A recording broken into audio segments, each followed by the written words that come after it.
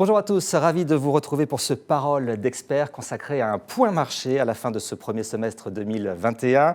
Nous espérons réellement que cette fois-ci, la crise sanitaire se termine avec à la clé une perspective de rebond économique soutenu. Il reste toutefois beaucoup de questions. Où investir, quand acheter, où vendre? Eh bien, pour nous éclairer, je reçois aujourd'hui Frédéric Colorafi. Bonjour. Bonjour. Vous faites partie des équipes de gestion de portefeuille chez LCL et vous participez au comité d'investissement. Alors aujourd'hui, l'information principale de ce point marché, c'est que les actions ont bien progressé depuis quelques mois et il y a de nombreux éléments qui peuvent expliquer cela. Oui, tout à fait. Alors, il faut rappeler que la genèse de ce rebond, elle date de novembre dernier, au moment où on a annoncé un certain nombre de vaccins qui étaient efficaces, qui sont efficaces d'ailleurs. Et depuis le début de l'année, qu'est-ce qu'on voit? On voit que le marché français, il a plutôt tendance à surperformer, notamment au niveau des actions. Il surperforme l'Europe, et l'Europe surperforme un certain nombre d'indices actions internationaux. On a également assisté à une remontée des taux. Ça a plutôt eu tendance à peser sur la partie obligataire.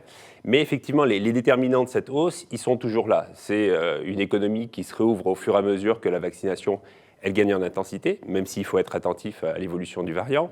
C'est des plans de relance budgétaire qui sont extrêmement importants. C'est à ce stade des politiques monétaires encore très accommodantes en Europe et aux États-Unis. C'est lié au fait qu'on continue à avoir des messages de la part des entreprises, en tout cas sur le premier trimestre, qui étaient plutôt de bonne facture. Et puis, on a aussi des liquidités au niveau des ménages. Ces liquidités, elles ont été accumulées pendant la période du Covid. C'est de l'épargne. Ça se traduit peu ou prou en actes de consommation. Il y a aussi des liquidités au niveau des entreprises.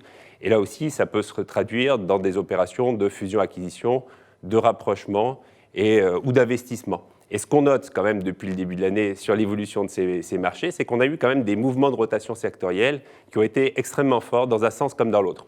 Alors le sujet principal sur les marchés en ce moment, c'est l'inflation. Est-ce qu'il faut craindre un rebond durable des prix? Alors vous avez raison de poser cette question-là, parce qu'effectivement c'est le sujet principal aujourd'hui pour les investisseurs.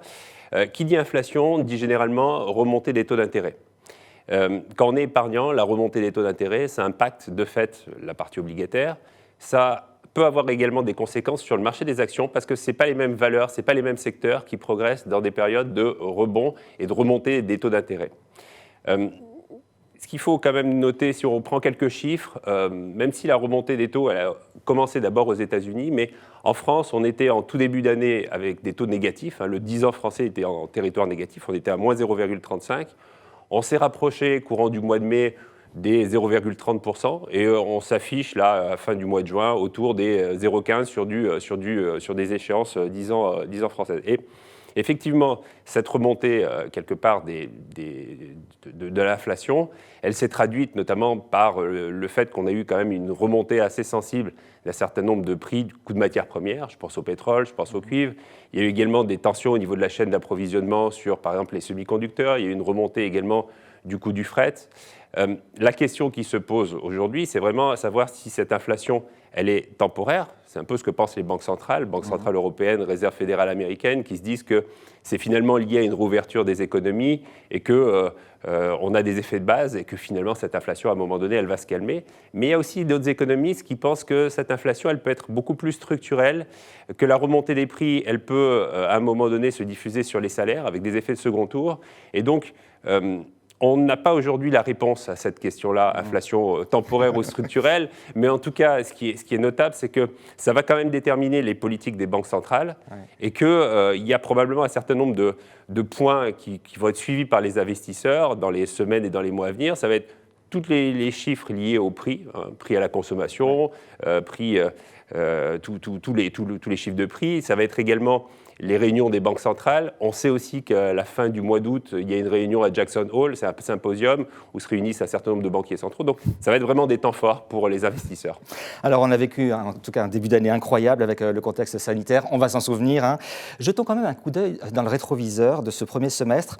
Quelles ont été les décisions que vous avez prises justement dans votre gestion à la banque? Alors nous, dès le début de l'année, on a voulu prendre nos bénéfices partiellement sur certains secteurs qui s'étaient très bien comportés. Ça peut être lié notamment au secteur de la technologie, au secteur des valeurs liées à ce type de valeurs, si vous voulez, qui ont fait de très très bonnes performances l'année dernière. Ça reste des thématiques de long terme qui sont porteuses, mais voilà, il faut savoir à certains moments prendre un certain nombre de bénéfices.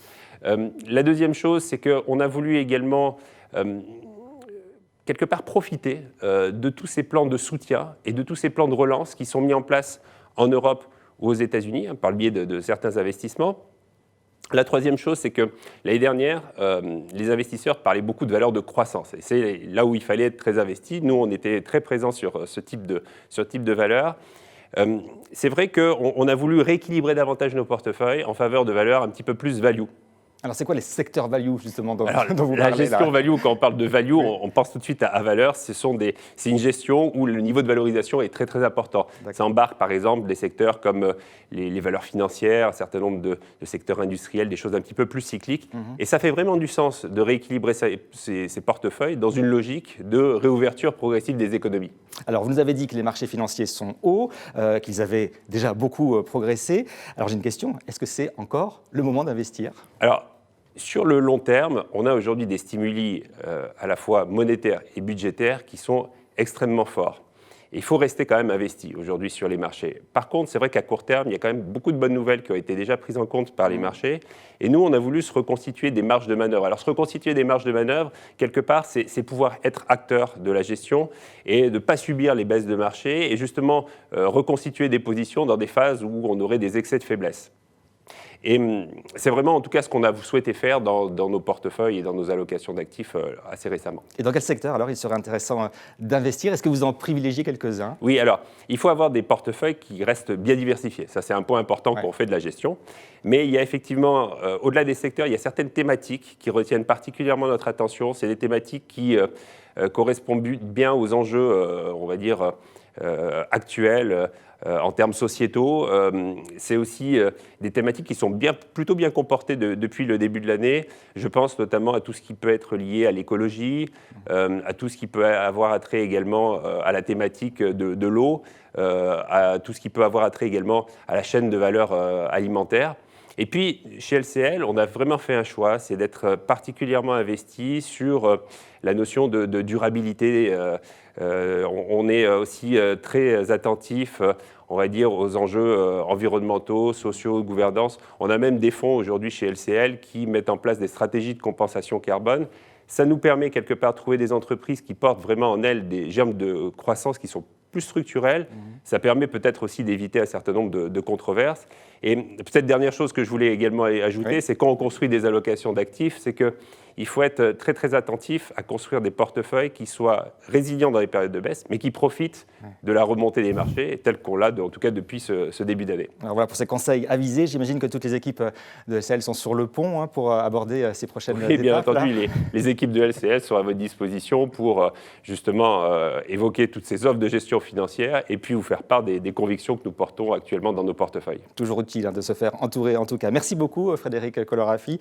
En tout cas, on retiendra que pour investir sur ces marchés et encore plus dans la configuration actuelle où les marchés ont effectué déjà un rebond, il est conseillé de se faire accompagner par les équipes de gestion de portefeuille de LCL. Merci et à bientôt.